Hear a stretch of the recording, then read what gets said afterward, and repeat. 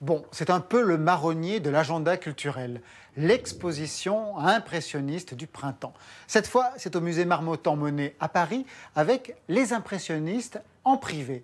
Et c'est un titre qui fonctionne à double sens. D'abord, parce que les artistes ont peint leur univers familier, leur famille, et d'autre part, parce que les tableaux exposés proviennent tous de collections privées.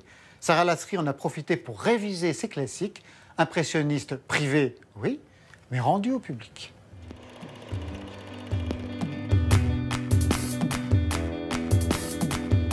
Le musée Marmottan-Monet à Paris présente pour la première fois des œuvres impressionnistes appartenant uniquement à des collectionneurs privés, dont certaines sont totalement inédites.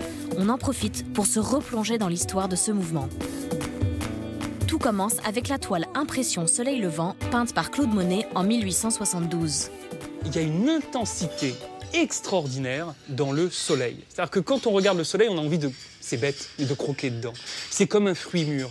Il éclate comme ça la surface de l'œuvre, de telle sorte d'ailleurs que ce n'est pas tant une représentation de la lumière qu'une espèce de pouvoir de génération lumineuse lui-même, ce soleil.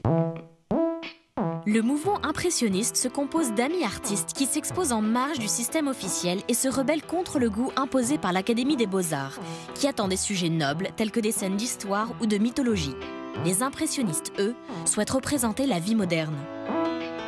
Monet, Pissarro, Renoir, Degas, Caillebotte ou encore Sisley sont les peintres phares du mouvement. Leur première influence, c'est le peintre anglais William Turner. Monet et Pissarro découvrent Turner lors d'un séjour en Angleterre en 1871. Et là, c'est une révélation pour tous les deux, enfin, surtout pour Monet, de découvrir l'étude de la lumière et des effets atmosphériques par Turner. Les impressionnistes cherchent d'abord à capter la beauté du quotidien. Eux, ce qu'ils voulaient, c'était peindre la vie quotidienne, les motifs qui les entouraient, les paysages, les bords de Seine. Enfin, voilà, des sujets en fait très banals. En même temps, dans cette banalité, il y a quelque chose de très éclectique, puisque ce qu'on a sous les yeux, c'est très divers. C'est à la fois la nature et en même temps, tout simplement, une terrasse de café sur les boulevards haussmanniens. On a le sentiment d'une homogénéité comme ça, parce que c'est le quotidien, et en même temps, dans ce quotidien, une incroyable diversité. Ils comprennent que la beauté, le sentiment esthétique, le sens des choses peut se capter avec ce qu'on a directement sous les yeux. En particulier, des gens en train d'être à leur toilette, dans leur intimité, la domesticité, des femmes qu'on va saisir par le trou de la serrure. Tout ça, ça va être des thèmes très importants dans l'esthétique impressionniste. La touche impressionniste est rapide, en virgule, et correspond au caractère instantané de leur peinture. Dans leur manière de peindre, il y a aussi cette sorte de gestuelle un peu rapide, cette touche très diluée, très fragmentée, qui donne précisément ce sentiment de rapidité du monde. Il peignait très très vite. Je peux vous dire que par exemple Pissarro, lorsqu'il va faire ses séjours à Rouen, il se lève à 5 h du matin et il arrête de peindre au coucher du soleil. Et il dit qu'il a jusqu'à 12 toiles en train.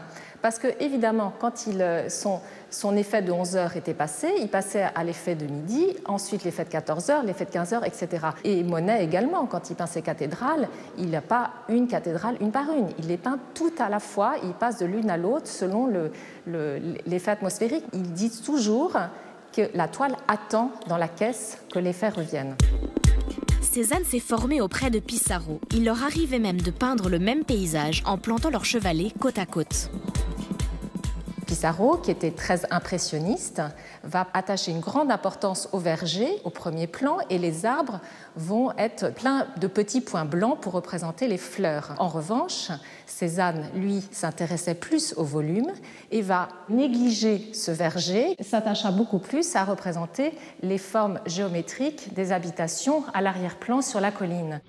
Si la photographie naît officiellement en 1839 lorsque le brevet est déposé par Daguerre, c'est en 1842 que les tubes de peinture sont inventés, permettant aux artistes de sortir de leurs ateliers. Et donc en fait il y a une espèce de chassé-croisé historique entre ces deux inventions et d'une certaine manière, les impressionnistes prennent une dernière petite revanche sur l'invention de la photographie en étant en extérieur et en peignant en couleur alors que la photographie, elle, demeure en noir et blanc.